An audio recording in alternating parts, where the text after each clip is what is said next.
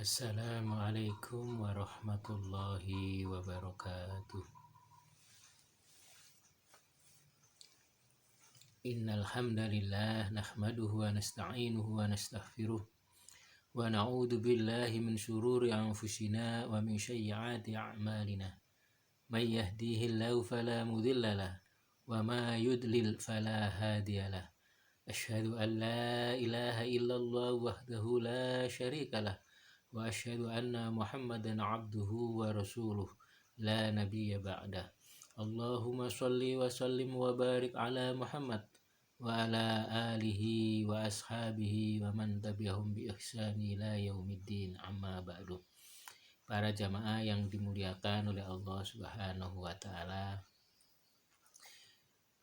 pada kesempatan kali ini marilah kita selalu senantiasa bersyukur kehadirat Allah Subhanahu wa taala, karena telah begitu banyak Allah Subhanahu wa taala melimpahkan rahmat, nikmat dan hidayahnya kepada kita semua. Sholawat serta salam mudah-mudahan tetap tercurah kepada Nabi besar kita Muhammad Sallallahu Alaihi Wasallam. Para jamaah yang dimuliakan oleh Allah Subhanahu wa taala, pada kesempatan kali ini kita akan melanjutkan ngaji tentang tafsir surat Al-Fatihah. Pada pertemuan sebelumnya sudah sampai iyyaka na'budu wa iyyaka nasta'in. Kita akan mengulas sedikit bahwa penggalan pertama yaitu iyyaka na'budu, hanya kepadamu kami beribadah, merupakan pernyataan lepas dari kemusyrikan. Sedangkan pada penggalan kedua yaitu wa iyyaka nasta'in, iyyaka na'budu itu penggalan pertama, wa iyyaka nasta'in itu penggalan kedua. Hanya kepadamu kami memohon pertolongan, merupakan sikap berlepas diri dari upaya dan kekuatan serta berserah diri kepada Allah Subhanahu wa taala. Makna seperti ini tidak hanya terdapat dalam satu ayat Al-Quran saja, seperti firman Allah, fa'budhu wa tawakkal alaihi wa ma rabbuka bighafilin amma ta'malun. Maka beribadalah kepada Allah dan bertawakallah kepadanya, dan sekali-sekali Rabbmu tidak lalai dari apa yang kamu kerjakan. Surat Al-Hud ayat 123. Kemudian kemarin ada satu pertanyaan, kenapa iyyaka na'budu harus didahulukan baru kemudian wa iyyaka nasta'in itu baru belakangan. Ini semata-mata karena ibadah kepada Allah merupakan suatu tujuan. Jadi iyyaka na'budu, hanya kepadamu kami menyembah atau beribadah, wa iyyaka nasta'in, dan hanya kepadamu kami minta pertolongan. Jadi iyyaka na'budu didahulukan daripada wa iyyaka nasta'in, karena ibadah kepada Allah merupakan tujuan, sedangkan permohonan pertolongan merupakan sarana untuk beribadah. Yang terpenting atau yang lebih penting lebih didahulukan dari yang sekedar penting. Wallahu a'lam.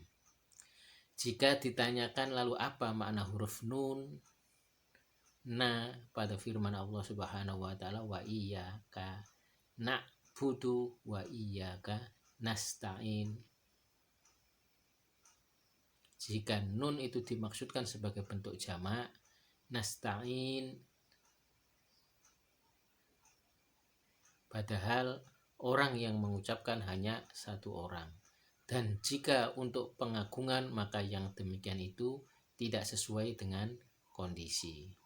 Pertanyaan tersebut dapat dijawab bahwa yang dimaksud dengan huruf nun kami itu adalah untuk memberitahukan mengenai jenis hamba, dan orang yang sholat merupakan salah satu darinya. Apabila jika orang-orang melakukannya secara berjamaah, atau imam dalam sholat memberitahukan tentang dirinya sendiri dan juga saudara-saudaranya yang beriman tentang ibadah yang untuk tujuan inilah mereka diciptakan. Wa ma khalaqtul jinna wal insa illa liya'budun, dan tidak kami ciptakan jin dan manusia illa liya'budun, kecuali untuk beribadah. Jadi tujuannya adalah ibadah sebagai hamba Allah Subhanahu wa taala. Ibadah merupakan makom atau kedudukan yang sangat agung yang dengannya seorang hamba menjadi mulia karena kecondongannya kepada Allah Ta'ala saja. Dan dia telah menyebut Rasulnya, yaitu Rasulullah SAW, sebagai hambanya yang menempati makom atau kedudukan yang paling mulia. Firman Allah Subhanahu wa taala, subhanalladzi asra bi'abdihi lailan. Maha suci Allah yang telah memperjalankan hambanya pada suatu malam. Surat Al-Isra ayat 1. Allah Ta'ala menyebut Muhammad Shallallahu Alaihi Wasallam sebagai seorang hamba ketika menurunkan Al-Quran kepadanya, ketika beliau menjalankan dakwanya, dan ketika diperjalankan pada malam hari, yaitu pada waktu Isra Mi'raj. Dan Allah membimbingnya untuk senantiasa menjalankan ibadah pada saat-saat hatinya merasa sesak akibat pendustaan orang-orang yang menentangnya.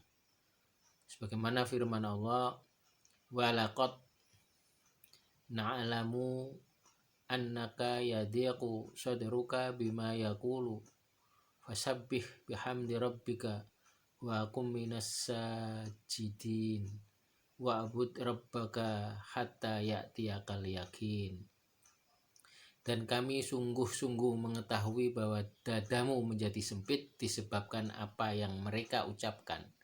Maka bertasbihlah dengan memuji Rabbmu dan jadikanlah kamu di antara orang-orang yang bersujud.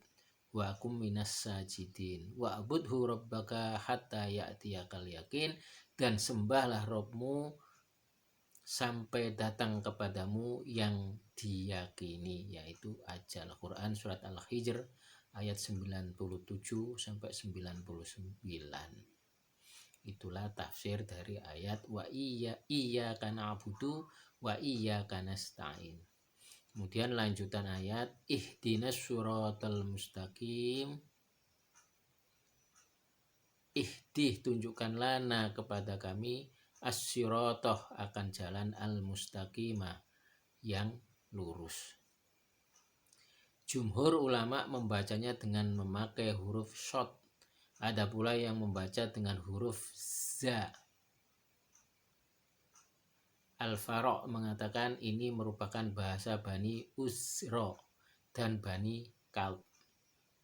Setelah menyampaikan pujian kepada Allah Ta'ala dan hanya kepadanya permohonan ditujukan, maka layaklah jikalau itu diikuti dengan permintaan. Sebagaimana firman-Nya, setengah untukku dan setengah lainnya untuk hambaku, dan bagi hambaku apa yang ia minta, yaitu hadis yang panjang yang pada pertemuan sebelumnya sudah kita bacakan, yaitu hadis yang diriwayatkan dalam kitab Sahih Muslim, yang diriwayatkan dari Al-A'la bin Abdurrahman dari ayahnya, dari Abu Hurairah, yang menjelaskan tentang itu, yaitu hadis yang panjang yang kemarin kita bacakan.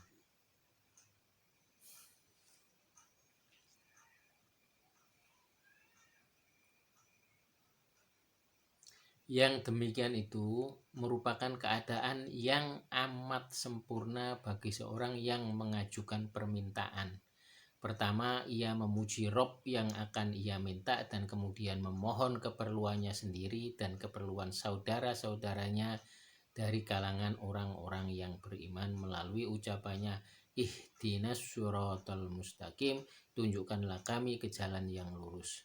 Karena yang demikian itu akan lebih memudahkan pemberian apa yang dihajatkan dan lebih cepat untuk dikabulkan.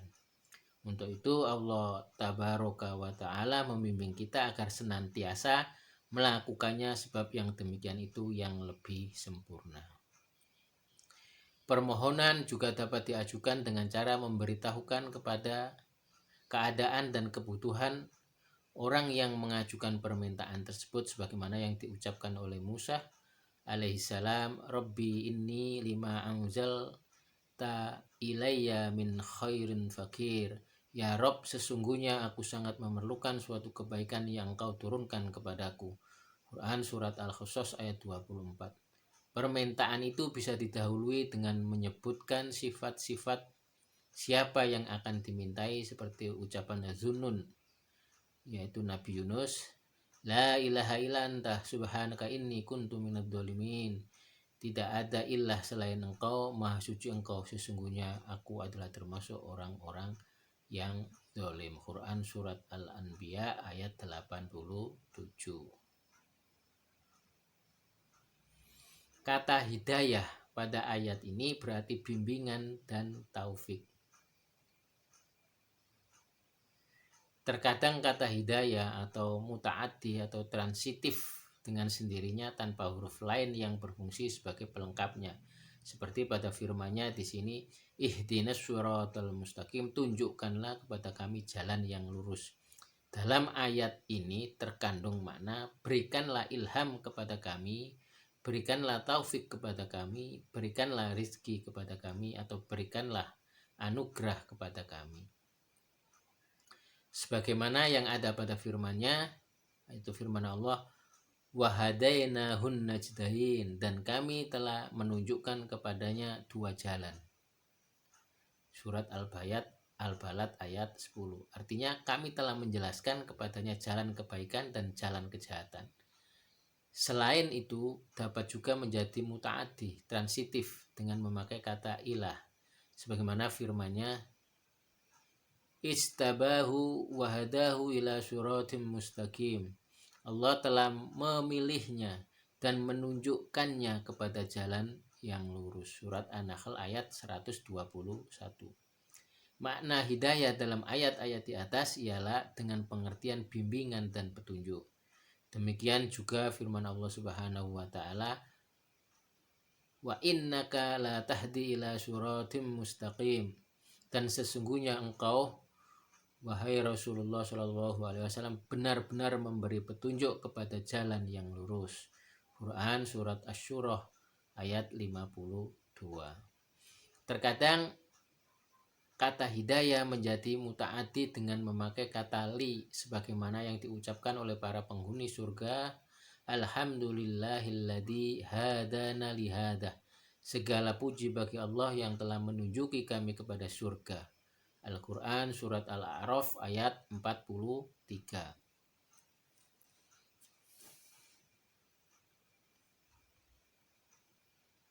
Artinya Allah memberikan taufik kepada kami untuk memperoleh surga ini dan Dia jadikan kami sebagai penghuninya.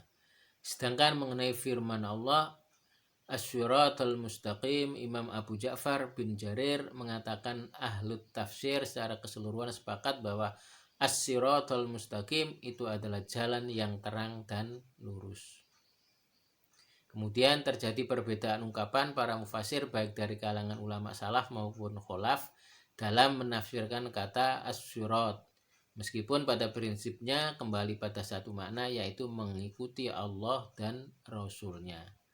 Jika ditanyakan mengapa seorang mukmin meminta hidayah pada setiap saat, baik pada waktu mengerjakan sholat maupun di luar sholat, padahal ia sendiri menyandang sifat itu, apakah yang demikian itu termasuk tashhibul hasil, berusaha memperoleh sesuatu yang sudah ada? Jawabnya adalah tidak. Kalau bukan karena dia perlu memohon hidayah siang dan malam hari, niscaya Allah Ta'ala tidak akan membimbing ke arah itu. Sebab seorang hamba senantiasa membutuhkan Allah Ta'ala setiap saat dan situasi agar diberikan keteguhan.